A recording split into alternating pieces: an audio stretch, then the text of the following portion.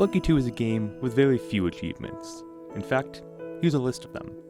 Some are easy, such as unlocking the entrance or getting past the first world, while others are much more difficult, such as reaching the cosmic ocean or completing the entirety of the journal. But there are two that I have yet to complete, which is the low score and the millionaire achievements, but no longer, because today we're going to finally complete all of Spelunky 2.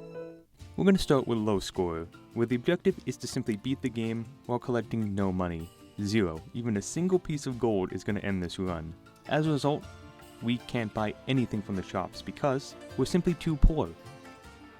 Now if you think this is going to be easy, think again, because sometimes gems block the paths, and other times I'm going to make some stupid mistakes, such as accidentally grabbing onto a wall and then trying to whip launch me into a piece of gold, or getting blown up by a robot. But hey, I didn't collect any money. Now, I told you that I couldn't buy anything, so I had to resort to some robbery, before losing this run due to a hidden piece of gold that I didn't notice. But it didn't take long to get to Olmec, who runs World 3. And this area isn't very difficult. But also, what was my plan here?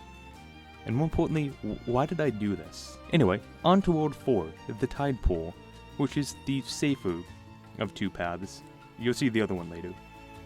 And we lost due to a little piece of gold hidden under this coral. But I made it back without too much trouble, grabbed the sword along the way, and then entered World 5, which is the Ice Caves.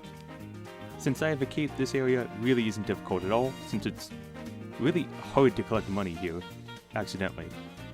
So I just decided to save this dog, and I moved on to World 6, which is Neo Babylon.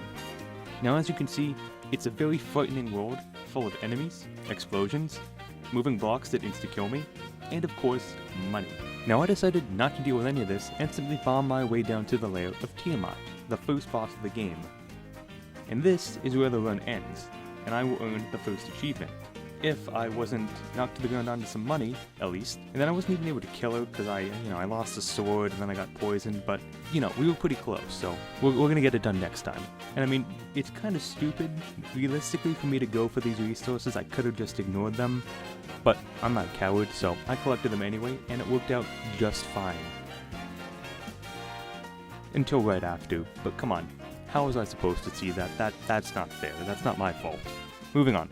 For some reason, I decided to try out the temple, which is the harder path. I'm not really sure why. Back to the temple, and for some reason, I decided to go to the City of Gold on a scoreless run.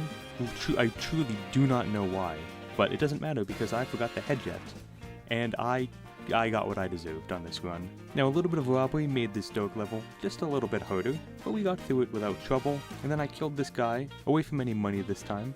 I opted to keep the gun this time rather than grab the sword, and this was starting to feel like a good run.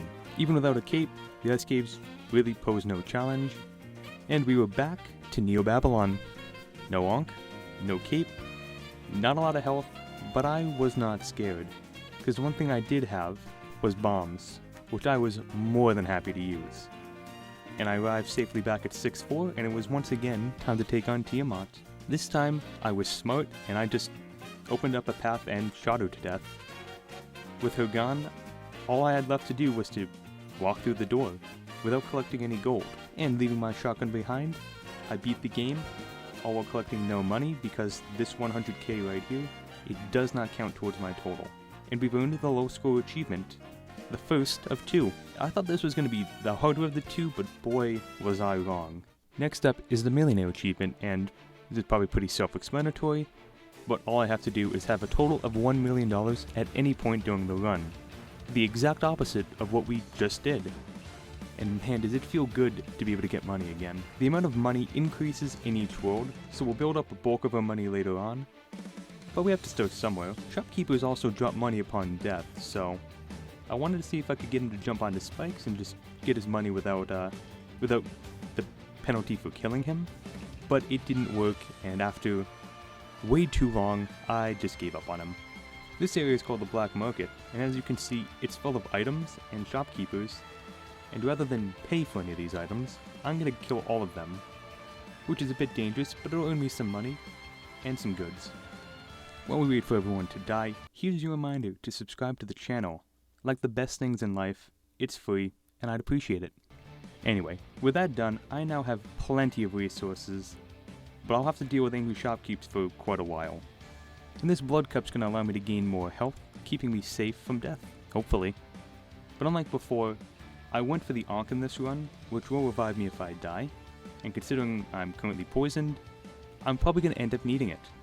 I went Temple on this run, and you'll soon see why, but sadly for me, this area was filled with crush blocks, and I got crushed.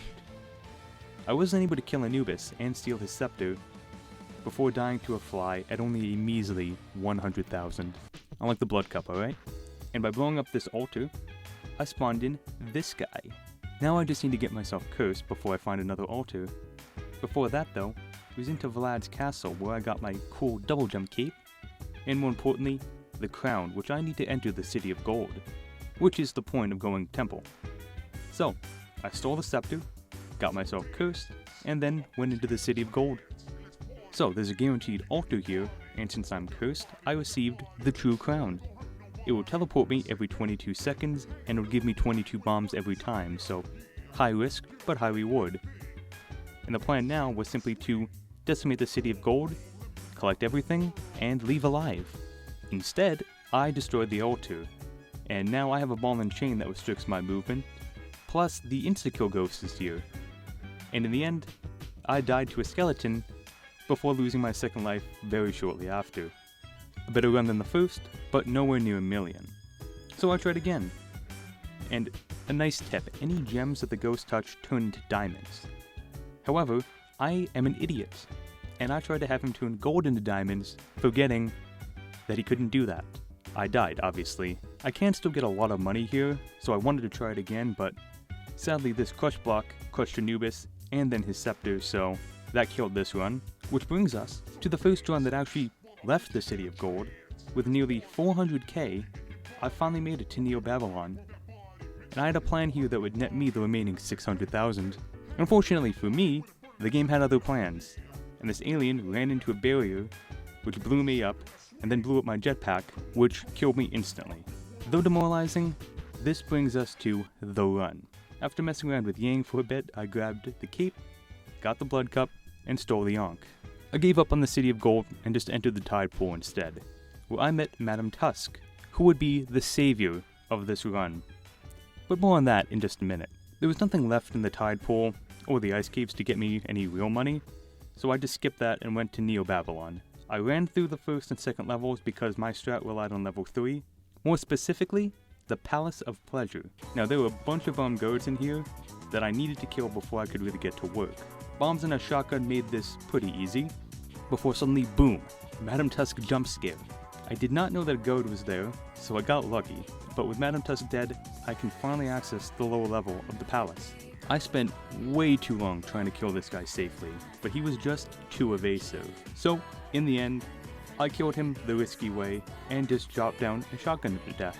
In these chests, there were a huge amount of gems, and now all I had to do was wait for the ghost to arrive so that he could turn them all into diamonds. Just to make sure I wouldn't be killed on my way out though, I decided to clear the path and unlock the lower level door, and then I just had to wait for him to arrive. Getting him to ghost the money, that's what it's called, was very easy, and it awarded me an astounding $660,000. And I ended the level with over 900k in the bank. And now, all that's left to do is kill Tiamat and beat the game. Now, you might be wondering why I left with less than 1 million. So, unlike a low scorer, the 100k that I get for killing Tiamat actually does count towards the Millionaire achievement. And just like that, it's over. This earned me the Millionaire achievement, as well as the full Spelunky achievement, which was earned for completing all of the other achievements. And that's it. Spelunky 2 is now complete. I have now earned every single achievement in the game. A feat accomplished by, as you can see here, less than 2% of players, which I guess isn't saying much considering how low the percent of players who started the game was, but nonetheless, it is still an achievement. So thank you all for joining me on this journey. Thank you very much for watching. Subscribe if you want to see more, and have a great rest of your day.